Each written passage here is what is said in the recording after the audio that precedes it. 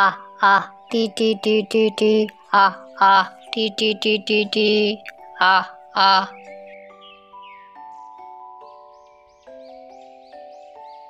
এই যে কবুতর রানী, এসেছিস? তোর জন্যই অপেক্ষা করছিলাম, নে খেয়ে নে। তোকে কোনোদিনও না খেতে দিয়ে কি আমি কাজে বেরিয়েছি? নে খেয়ে নে।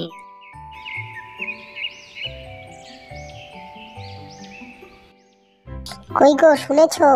ঘরে চাল ডাল নুন তেল সবজি তরকারি কোনো কিচ্ছু নেই। আজকে তো উনানে আগুন জ্বলবে না।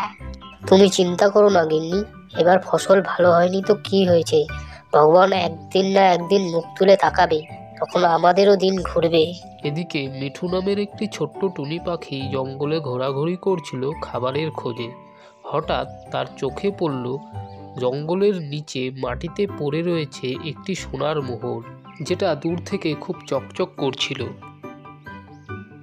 টুনি সেই সোনার মোহরটি নেওয়ার জন্য মাটিতে নেমে এলো। টুনি ভাবল, এই সোনার মোহরটা আমি নিজের জন্য রেখে দেই, তাহলে আমার বাসাটা আরো সুন্দর হবে। পরক্ষণেই সে ভাবল, না, এটা হয়তো অন্য কারোর জন্য আরো বেশি প্রয়োজনীয় হতে পারে। ঠিক তখনই রানী কবুতর সেখানে এলো এবং টুনিকে বলল, তুমি এই সোনার মোহর আমাকে দাও, আমি এটি এক গরিব কৃষকের কাছে নিয়ে যাব, এতে তার অনেক উপকার হবে। ভালো কাজ করাই সবচেয়ে বড় সোনা। রানী কবুতর, তুমি এই সোনার মোহরটি নিয়ে সেই গরিব কৃষককে দিয়ে দাও, এতে আমি অনেক খুশি হব। রানী কবুতর সেই সোনার মোহরটি নিয়ে সেখান থেকে উড়ে চলে যায়। এদিকে কৃষক বাড়িতে হতাশ হয়ে বসেছিল।